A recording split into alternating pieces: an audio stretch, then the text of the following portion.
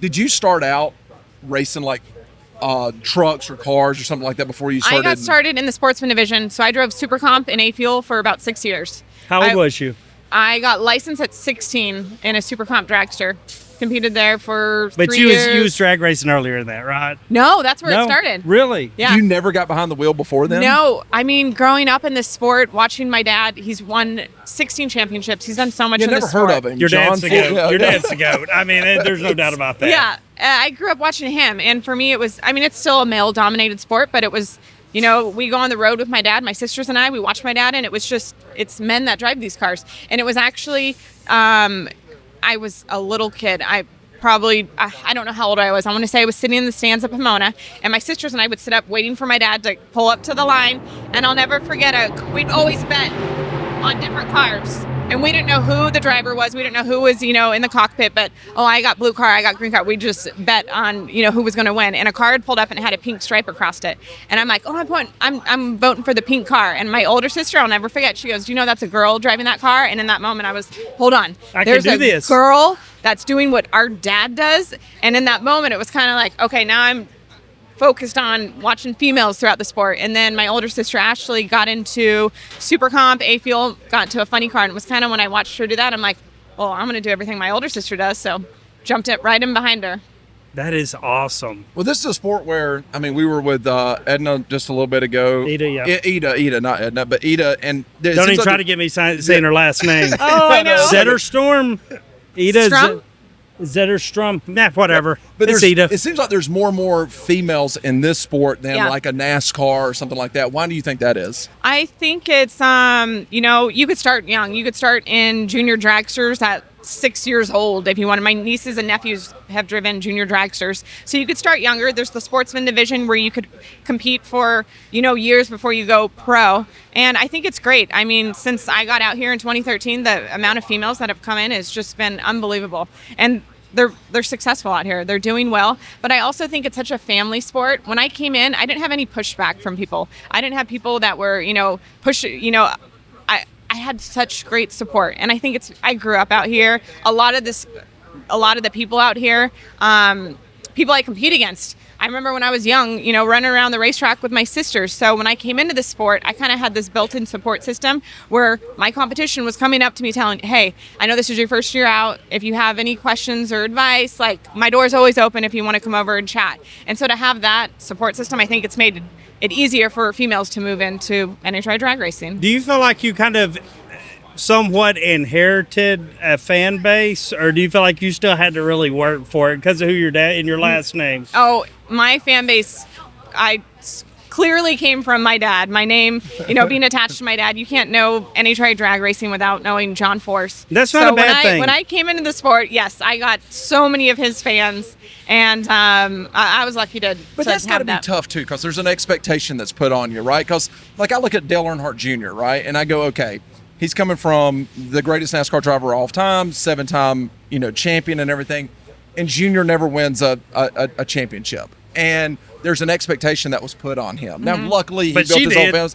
But now you're doing, you're winning championships. But that expectation of carrying on that Force name, that had to be a burden. That had to be tough. I never saw it as that. Each week out, there's always an added pressure, whether it's first round, final round, whether you're in the hunt for a championship, or my boss for Monsters standing behind my car, we better perform well. There's always some kind of added pressure. Yeah. And then there's the pressure of I want to do well for myself. I want to improve every single weekend. I want to do well for my team, my crew chiefs, John Force Racing. There's always that added pressure, but never to fill his shoes, because no one's ever going to be able to fill my dad's shoes. What he's done is unreal. 150 plus wins. Jeez. I mean, it's insane. So I never felt the need, I need to fill his shoes. I saw it more as, yes, I carry the name, I want to make him proud, but in anywhere direction I went in life, I want to make myself proud. I set goals and I want to achieve them, but I saw it as I'm lucky that I have his support. I have the best teacher out here to give me the best opportunities and teach me everything in the sport of NHRA drag racing. So I saw it more like that not this pressure working against me, but lucky to have him in my corner. Now, speaking of your dad, right? Your dad comes up probably every time you do an interview, right? and I mean, it's your career, and you're absolutely killing it, right? But a lot of prayers went up for your dad last Thank year. you, yes. How is he doing? He's great. He's on his way to Vegas right now. He should be here any minute. He'll be pulling in the track. Can't wait to hug his neck. I've seen him every time I've been out here to Vegas, whether it's the motor, for NASCAR or for out here, and he's always been so kind. He probably has no clue who I am, but he's always been so kind and thoughtful. He's great with That's why the fans love him so much. He's such a character, and he loves spending time with his fans. But he's doing great. He's pretty much made a full recovery. He has good days and bad days like anyone else does, and he's also 76 years old. But, everything that he went through last year in Richmond, Virginia with that wreck, it was when I walked in the hospital, I was not expecting to see what I saw that day, but watching him bounce back from that, really dedicated everything to physical therapy, stayed motivated through it all. We're all really proud of him, but that's been such a lesson in itself, just watching him. Right. Yeah. It's amazing. There, y'all got a lot of people behind y'all, and there was a lot of prayers going up, and I think they were answered. Oh, I think so too. Very much. That's amazing. Now we're here in Vegas. How has 2025 been, and what does the future look like for you? So this year has looked a little different. I've been out here since 2013. I've accomplished a lot in the last, I never expected what I would have accomplished coming into the sport. Hi! Great costume. I'm loving it. You got to sit down with this dress like that. It's Halloween. Halloween. So, we're recording this on Halloween. I don't know when this episode's coming out, but everybody is out here dressed absolutely crazy right now. Yes, there's a lot of characters out here. So the peek behind the curtain, this is the second to last race of the year, right?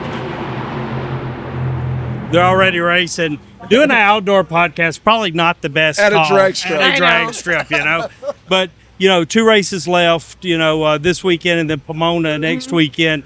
And sorry, you were talking about the end of this year and then next year. Our team right now, we're currently 5th in points. We're running Chevrolet accessories this weekend. I'm normally with MonsterHendrickCars.com, but this weekend we want to finish strong. So I announced, the beginning of our countdown in Reading, Pennsylvania. I made the really difficult, bittersweet decision. I'm going to step out of the seat at the end of the year. I got married last year, so my husband and I are going to try to start a family. Let's go. Congratulations. Thank you. I'm excited, but it's had its moments of ups and downs. I love driving my car. I love what I do. If I could do both at the same time, I would, but there's not an option for that. There's no space for both in the middle. So I'm, going to step out. My team's going to stay together under the John Force Racing umbrella, which is really important to me. I want to see Who's him going to step continue. into the driver's seat? Do we know yet? We announced a little while back, Josh Hart.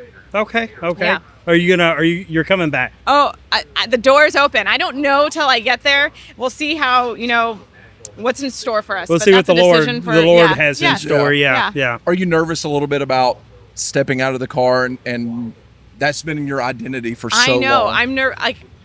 I'm anxious to be home. We're gone so much, and even on our off weekends, I was in Chicago last weekend for a Monster event. So we're gone a lot. I live out of a suitcase, in and out of different hotels every single weekend, and I love that part of the job. But I also miss being home. But I have a feeling when I get home and I'm home and I don't have this crazy work schedule ahead of me, I'm gonna freak out a little. Yeah. So these last 2 races are going to be emotional for you. I know. Right now, everyone keeps asking about the final race in Pomona. I'm like, don't word it like that. Yeah. Well, I hope you win both of them. I really do. That'd be a hell of a way to go out. That's our goal. We want to try to win and end strong. Brittany, thanks for sitting down with us. We're doing a spinning, rotating door of guests today for this. Awesome. So thanks for taking a little bit of time to come out and talk to us, and can't wait to see you run it later. Thank you. Yes, Congratulations for everything you've done, your career. That family name is legendary, and I wish you nothing but great things and luck in the future, and hopefully you fill that house full of kids and have a wonderful time in retirement. Thank you very much. I got to get a signed jersey today, though, at some point.